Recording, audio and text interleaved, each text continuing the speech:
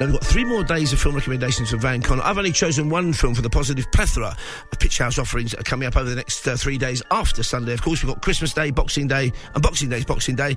And there's a clue to one of those recommendations from our Van in that music you've just heard, because that was one of John Williams' many absolutely cracking theme tunes to what film, Van? Where are you starting with your Christmas Day recommendations?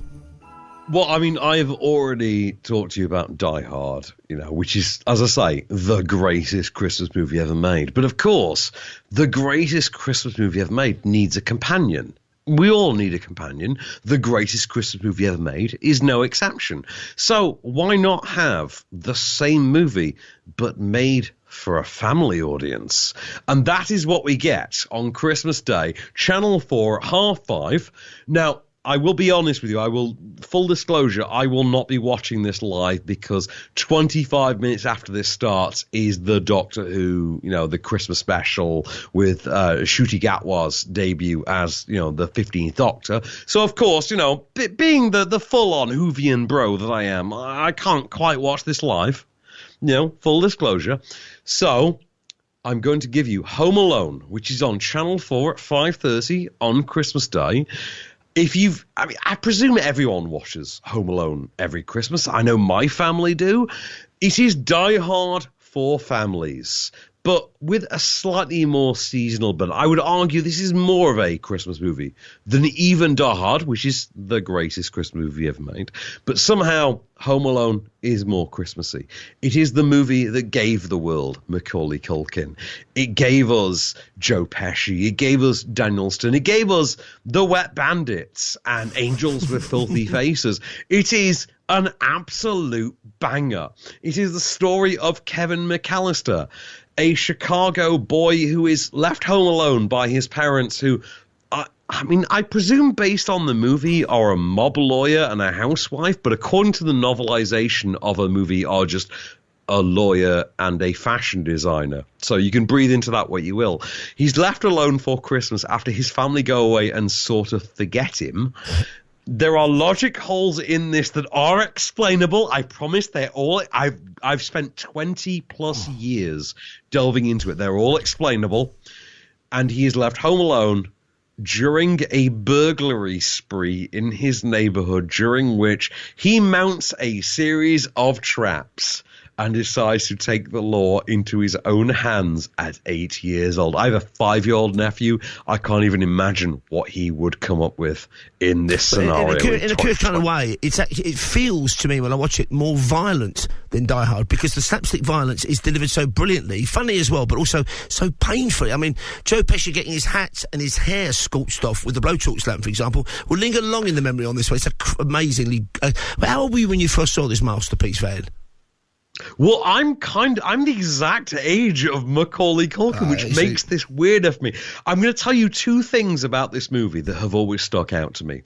The first is, this is the first movie Joe Pesci made after Goodfellas. Whoa. Which, if you know Goodfellas, is truly disturbing.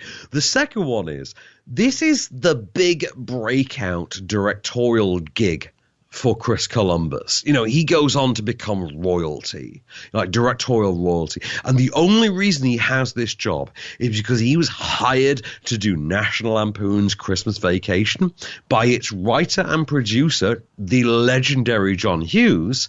And apparently, on the very first day of filming, Chevy Chase turned up, mistook him for a runner, like an on-set runner or an intern, treated him very, very badly. Oh dear. And within a few hours, Chris Columbus got on the phone to John Hughes and said, I can't work with this guy. I'm sorry. I know it's going to kill my career. I can't do it.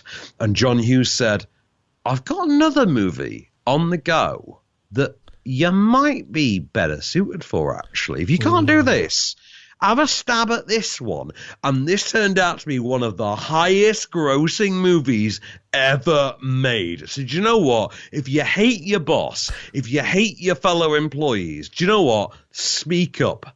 because it can work out. I just say to my team for the glass, if either Stuart or you, Alex, reach for the phone at this point, you're dead to me. Okay, no complaining. Not certainly right for Christmas. All I'm going to say, Sam is not there anymore. All I'm saying, just like Sam might have reached. Sam reached his Chevy Chase threshold. All I'm saying. Okay, marvellous stuff then. So when can we see this one? And you've got a clip for us, I'd imagine. You can see this Channel 4 Christmas Day, my friend, 5:30. If you're not a Whovian, which if you're into this, cool. If you're not and you're a Whovian, fair enough. We have catch up. It's 2023, but 5:30 Channel 4. I give you Kevin McAllister talking to a Christmas tree lot Santa. I give you Home Alone. Enjoy. Can I talk to you for a minute? Yeah, if you make it quick, Santa's got a little get-together he's late for. Okay. I know you're not the real Santa Claus. What makes you say that? Just out of curiosity. I'm old enough to know how it works. All right.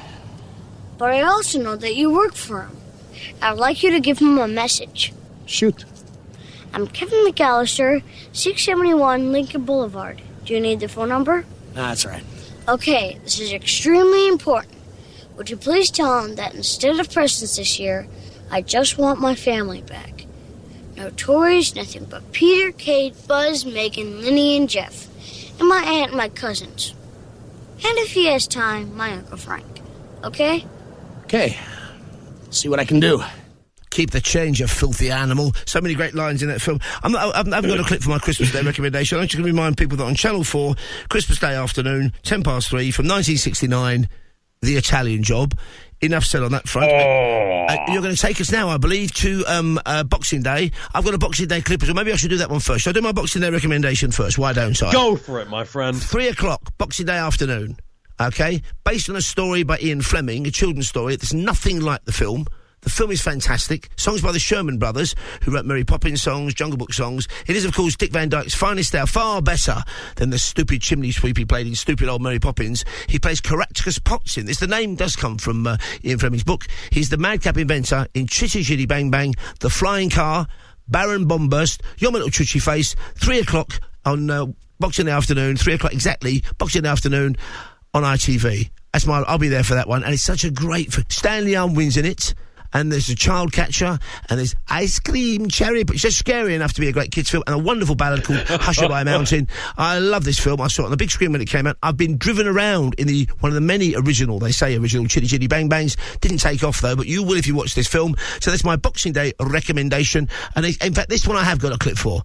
Let's go Chitty Chitty Bang Bang full on talkSPORT and talkRADIO. You'll believe a car can fly. Are you ready? Here we go. Take off with everyone's favorite family adventure. Oh, chitty, you chitty, pretty chitty, bang, bang, chitty, chitty, bang, bang, we love you. Chitty Chitty Bang Bang, coming to special edition DVD for the first time. It's a magical musical masterpiece that'll drive the whole family to sing.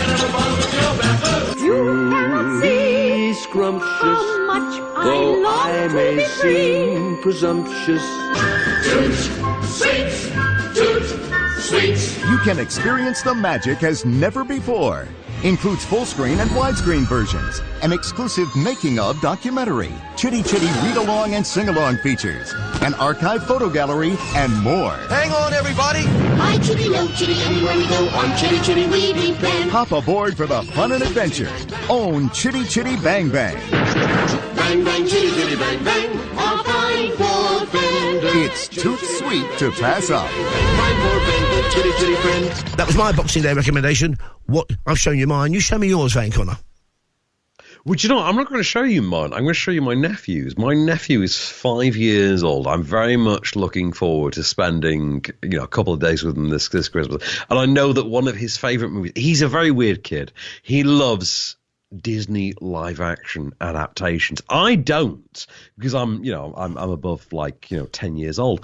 Of course, the Disney live action thing really took hold with him. When he was 6 months old, I took him to his first screening, and that was the Tim Burton Dumbo adaptation. Right.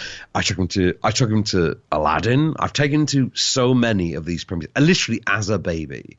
And the one that sticks with him, and I have never understood this, I like the movie because it's a pretty much shot-for-shot remake, and it still ranks as one of the highest grossing. I think it is the first highest grossing. It's the highest grossing an animated adaptation of any movie ever, even though it's photorealistic, so it technically doesn't count.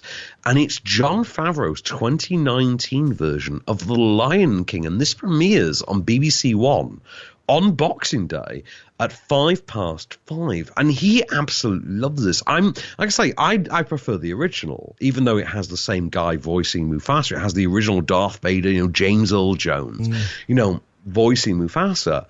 He loves this. He can't get enough of this, and he loves it so much that I can't help but sit there and think, like, there's something to this clearly that I just don't get.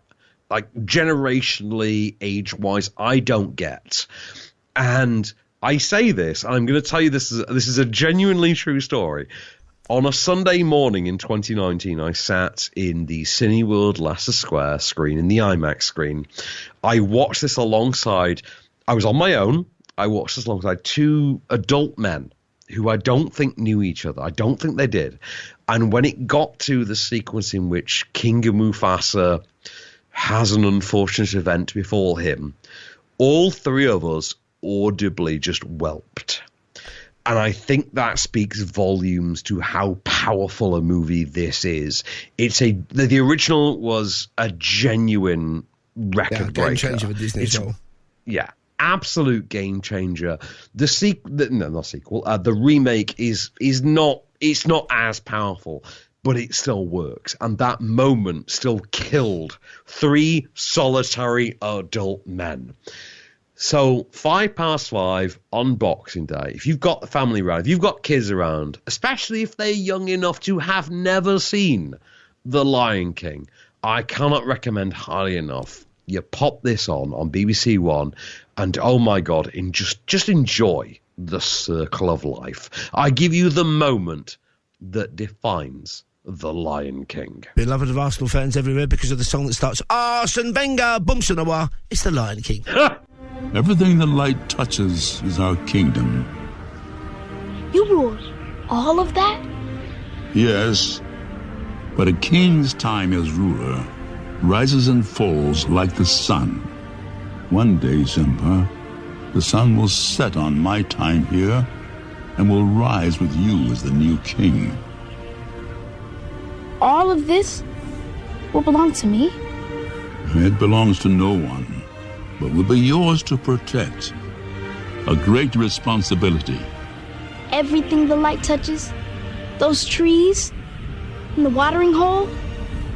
In that mountain? And beyond those shadows? You must not go there, Simba. But I thought a king could do whatever he wants. Take any territory. While others search for what they can take, a true king searches for what he can give. Great songs as well. Hakuna Matata, of course. Be Prepared. Sung by Jeremy Irons in the original. My Teeth and Ambition are Bared. Be Prepared. And, of course, Rowan Atkinson, being the mad bird, whose name I can't remember, Wazoo or something, singing This Child is Getting Wazoo, I think, yeah. Child is Getting Wildly Out of Wing. Now, my recommendation for the 27th, again, no clip from me because the clock is ticking. I've gone for Channel 4, 10 o'clock, the 27th night. It's called Catch Me If You Can. Steven Spielberg, Leonardo DiCaprio, Tom Hanks.